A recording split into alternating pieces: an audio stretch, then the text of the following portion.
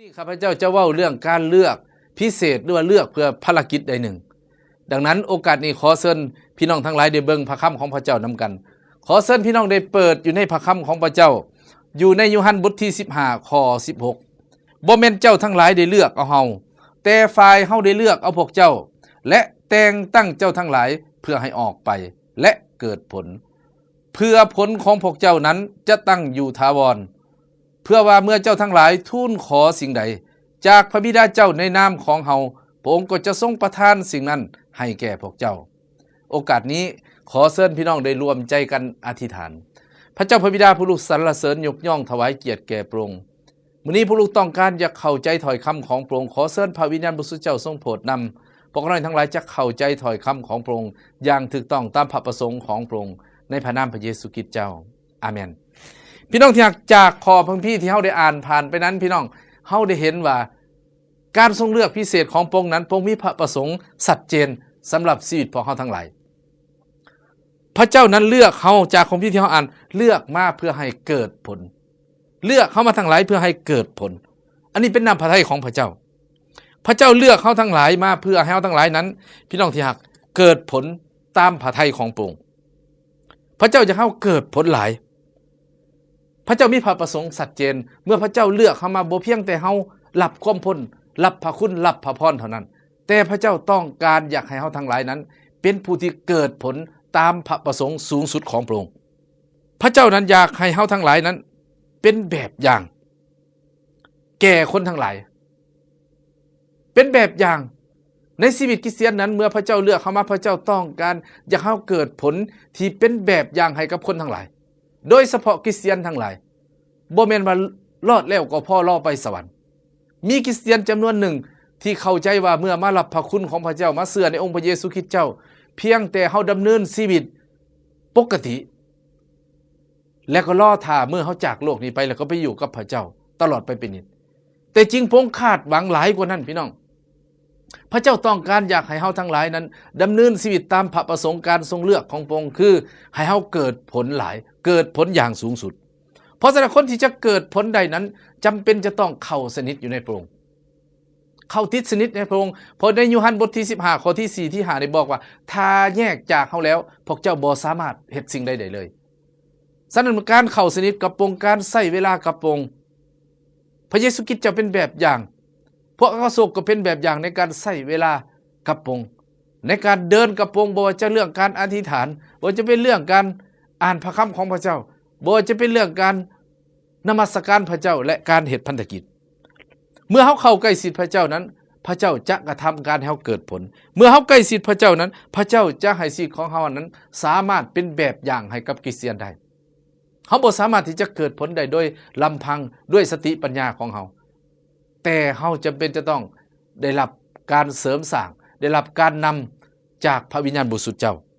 ฉะนั้นพี่น้องอยากอยู่ในพระคัมภีร์ของพระเจ้าเยเรมียาบทที่3ข้อที่1ถึงข้อที่3พระเจ้าเลือกอยู่ในพระคัมภีร์ของพระเจ้าเนเฮมียานี้พระเจ้าเลือกเนเฮมียาเพื่อให้กลับคืนไปสร้างกำแพงที่กำลังหกห้างเพพังคนอิสราเอลได้ตกไปเป็นเสลย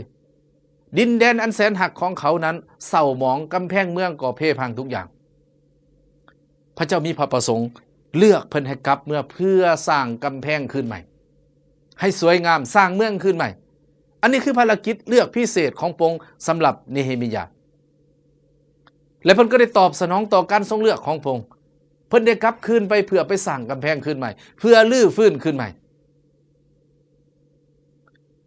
แต่ปราศจากการเพิ่งพาพระเจ้านั้นเฮาจะบ่สามารถเฮ็ดให้พระประสงค์การทรงเลือกนั้นสำเร็จ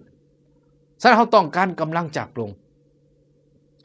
ต้องการสติปัญญาที่มาจากพระองค์ฉะนั้นพระเจ้าบอกว่าคนที่ยำเกรงพระเจ้านั้นเป็นบ่อเกิดแห่งสติปัญญาในพระคำสุภาษิตก็กล่าวอย่างนั้นเพราะฉะนั้นการเกิดผลฮู้จักว่าการทรงเลือกพิเศษสำหรับเฮาว่าเฮาสิเฮ็ดสิ่งใดสำหรับเนเฮมียาคือเลือกไปเพื่อสร้างกำแพงขึ้นใหม่ให้สวยงามแสดงว่าพระเจ้านอกเหนือจากให้เฮาเฮ็ดเวียกให้สร้างให้กระทำพันธกิจสิ่งใดสิ่งหนึ่งแล้วพระองค์ต้องการให้ชีวิตของเฮาทั้งหลายนั้นเป็นแบบอย่าง ซึ่งอยู่ในพระคัมภีร์ของพระเจ้าได้กล่าวไว้อย่างชัดเจนอยู่ในพระคัมภีร์ฟิลิปปอยบทที่3ข้อที่17เรียกห้องให้ชีวิตของผู้รับใช้เรียกห้องให้ชีวิตของคริสเตียนนี่เป็นแบบอย่างในการดำเนินชีวิตในการรับใช้คนที่จะเกิดผลใดนั้นจำเป็นจะต้องเป็นแบบอย่างเพราะฉะนั้นอาจารย์โปโลเป็นผู้ที่ดำเนินชีวิตอย่างเป็นแบบอย่างให้กับคริสเตียนทั้งหลายเป็นแบบอย่างตามที่พระองค์ต้องการเป็นแบบอย่างที่มีชีวิตเข้าสนิทกับพระองค์เพราะฉะนั้นอยู่ในพระคัมภีร์ของพระเจ้าจึงกล่าวไว้อยู่ในฟิลิปปอยบทที่3ข้อที่17เปาโลบอกว่าให้เฮียนแบบอย่างของเพิ่นเหมือนเพิ่นได้เฮียนแบบอย่างขององค์พระเยซูคริสต์เจ้าเพราะฉะนั้นพี่น้องที่รักชีวิตคริสเตียนของเฮาเฮียนฮู้จากพระคัมภีร์ของพระเจ้าเฮียนฮู้จากพระเยซูคริสต์เจ้าเฮียนฮู้จากอากาโศกและเฮียนฮู้จากชีวิตของผู้รับใช้และคริสเตียนรุ่นต่อๆมาพี่น้องเห็นผู้ใดเป็นแบบอย่างในการเกิดผลในการติดตามพระองค์ในการดำเนินชีวิตกับพระองค์ให้พี่น้องเฮียนฮู้จากคนนั้นด้วยเหตุใดเขาจึงสามารถเป็นแบบอย่างได้ด้วยเหตุใดเขาจึงสามารถเกิดผลตามวัตถุประสงค์ของพระองค์ได้อันนี้อันที่1พี่น้องการเกิดผลหลายอันที่1แล้วเฮาสิมาเบิ่งประการที่2ประการที่2นี้พระเจ้านั้นได้แต่งตั้งเฮาทั้งหลายเพื่อให้ออกไปยังออกไปเกิดผลหมายความว่าการเกิดผลที่1แม่นเกิดผลในระดับในกิจจักรเกิดผลในอยู่ในระดับใกล้เคียงแต่ในที่สูงกว่านั้นคือพระเจ้าเอิ้นเฮาอาจจะเป็นศาสนาทูตหรือมิชชันนารีไปประกาศข่าวประเสริฐข้ามวัฒนธรรมไปประกาศข่าวประเสริฐกับประเทศอื่นๆกับเผ่าอื่นบ่เพียงแต่เกิดผลในท้องถิ่นเฮาเองเท่านั้นฉะนั้นเพิ่นจึงว่าเกิดผลหลายฉะนั้นพระเจ้านี้ให้เฮารับผิดชอบต่อการทรงเอิ้นของพระองค์ให้เฮารับผิดชอบพี่น้องรับผิดชอบหมายความว่าเฮ็ดหน้าที่ตามที่พระเจ้าทรงเอิ้นเฮาถ้าเฮาบ่ได้รับผิดชอบต่อการทรงเอิ้นของพระเจ้าชีวิตของเฮาอาจจะบ่สามารถที่จะเกิดผลเท่าที่ควรได้รับผิดชอบต่อการทรงเอิ้นหมายความว่าตอบสนองต่อการทรงเอิ้นพระเจ้าเอิ้นเฮาเป็นผู้ใดเป็นศิษยาภิบาลเป็นอาจารย์เป็นผู้สอนเป็นผู้บริจาคเป็นผู้บริหารเป็นศาสนาทูตให้เฮาตอบสนองหรือพระเจ้าอาจจะเลือกพิเศษสำหรับภารกิจใดหนึ่งสำหรับของชีวิตของเฮาแต่ละคนที่แตกต่างกันเมื่อเฮาตอบสนองต่อการทรงเอิ้นนะพระองค์บอกว่าพระเจ้าสิบ่ให้เฮาไปผู้เดียวพระเจ้าสิไปกับเฮาพระวิญญาณบริสุทธิ์เจ้าจะซอยเฮาเพื่อเฮ็ดให้พระประสงค์การทรงเอิ้นนั้นสำเร็จพี่น้องที่รักแต่อย่าเฮาละเลยหรือมื้นเสยต่อการทรงเอิ้นของพระเจ้าให้เกิดผลตามพระทัยของพระองค์พระคัมภีร์บอกว่าให้เกิดผลตามน้ำพระทัยน้ำพระทัยของพระเจ้าคือหยังพี่น้องน้ำพระทัยของพระเจ้าคืออยู่ในยูฮันบทที่6ข้อที่38ถึงข้อที่40พระองค์ว่าพระองค์มาในโลกนี้บ่ได้เฮ็ดตามใจของพระองค์แต่เฮ็ดตามพระประสงค์ของพระองค์ผู้ทรงใช้พระองค์มาหมายถึงว่าพระบิดาเจ้าผู้ทรงใช้มาพระองค์ปรารถนาบ่อยากให้ผู้หนึ่งผู้ใดนี้สูญเสียความพ้นอยากให้ทุกคนนี่มาถึงการถิ่มใจเก่าเอาใจใหม่และรับเชื่อในองค์พระเยซูคริสต์เจ้านี่คือพระประสงค์ของพระองค์แต่จะให้พระประสงค์นำพระทัยสูงสุดของพระองค์สำเร็จนั้นอยู่ในลูกาบทที่10ข้อที่1ถึงข้อที่6พระเยซูคริสต์เจ้าได้แต่งตั้งพระเยซูคริสต์เจ้าเลือกมาและแต่งตั้งให้พวกเขาออกไปเป็นคู่ๆออกไปด้วยความเชื่อพี่น้องออกไปด้วยความเชื่อในพระเจ้าบอกว่าบ่ให้เอาถุงเงินไปนำหรือเครื่องของไปเข้าเฮือนหลังใดให้อยู่กับเพื่อนหลังนั้นและพระเจ้าเลี้ยงดูและเข้าไปบ่อนใดให้อวยพรว่าให้สันติสุขเกิดขึ้นอยู่ในบ้านหลังนั้นพี่น้องที่รักเพราะฉะนั้นผู้ที่นำเอาข่าวประเสริฐนำเอาเรื่องพระเยซูคริสต์เจ้าไปนั้นสันติสุขจะต้องเกิดขึ้นบ่ได้หมายความว่าอย่างพี่น้องบ่ให้เฮานี่กินอยู่ได้แต่ให้มีความเชื่อในการเลี้ยงดูของพระเจ้าแต่พระเจ้าเลี้ยงดูก็เลี้ยงดูผ่านคนนะพี่น้องผ่านกิจจักรผ่านคนผ่านกิจจักรท่านน้องเคยแบ่งปันพี่น้องก็อ่านพระคัมภีร์หลายรอบการเลี้ยงดูแบบอัศจรรย์โดยบ่ได้ผ่านคนนี่มีน้อยหลายในพระคัมภีร์โดยบ่ได้ผ่านกิจจักรส่วนหลายผ่านกิจจักรของพระเจ้าผ่านคนพี่น้องที่รัก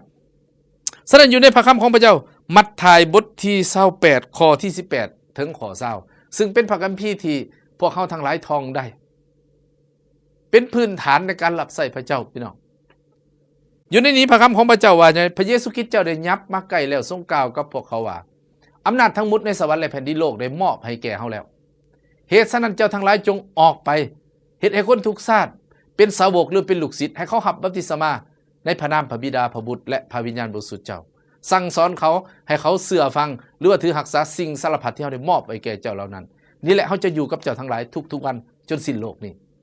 หมายความว่าพระองค์จะสอยเฮาพระองค์จะนำพาเฮาให้ชีวิตของเฮานั้นเกิดผลตามการทรงเลือกพิเศษของพระองค์บ่แม่นเป็นคริสเตียนแต่เฮาแต่มีครอบครัวของเฮาคนใกล้ชิดของเฮาคนเฮารู้จักได้มาถึงการถิ่มใจเก่าเอาใจใหม่มาถึงความพ้นมาถึงข่าวประเสริฐแต่เมื่อเขาเกิดแล้วพี่น้องให้เขาบัพติศมามานำเขาสู่กิจจักรของพระเจ้าสู่พระกายและสั่งสอนเขาให้ดำเนินชีวิตในพระคำของพระเจ้าให้เชื่อฟังและเกิดผลให้ไปสร้างผู้อื่นต่อพี่น้องที่รักทั้งหลายขอบคุณพระเจ้าสำหรับถ้อยคำของพระเจ้าที่มาถึงเขาทั้งหลายฮู้แล้วว่าพระองค์เลือกเขามานั้นพระองค์ต้องการให้เขาเกิดผลและเกิดผลหลายแต่ขอให้เขายอมตอบสนองต่อการทรงเอิ้นทรงเลือกของพระองค์และเขาก็จะเกิดผลตามพระทัยของพระองค์โดยการนำของพระวิญญาณบริสุทธิ์เจ้าโดยการเฮ็ดเวียกเป็นทีมขอพระเจ้าช่วยข้าน้อยและท่านทั้งหลายเฮาสิอธิษฐานนำกันพี่น้องพระบิดาเจ้าผู้ลูกขอบคุณพระองค์สำหรับถ้อยคำของพระองค์พระเยซูคริสต์เจ้าผู้ลูกสำนึกในพระคุณของพระองค์มื้อนี้ขอพระยมสุดเจ้าซอยข้าน้อยและพี่น้องทั้งหลาย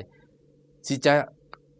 จื่อจำนำใส่ถ้อยคำของพระองค์ในการดำเนินชีวิตและรับใช้พระองค์รวมกันและแบ่งปันให้กับคนอื่นด้วยเช่นเดียวกันผู้ลูกโมทนาขอบคุณพระองค์ในพระนามพระมหาเยซูคริสต์เจ้าอาเมนขอพระเจ้าอวยพรพี่น้องทุกท่าน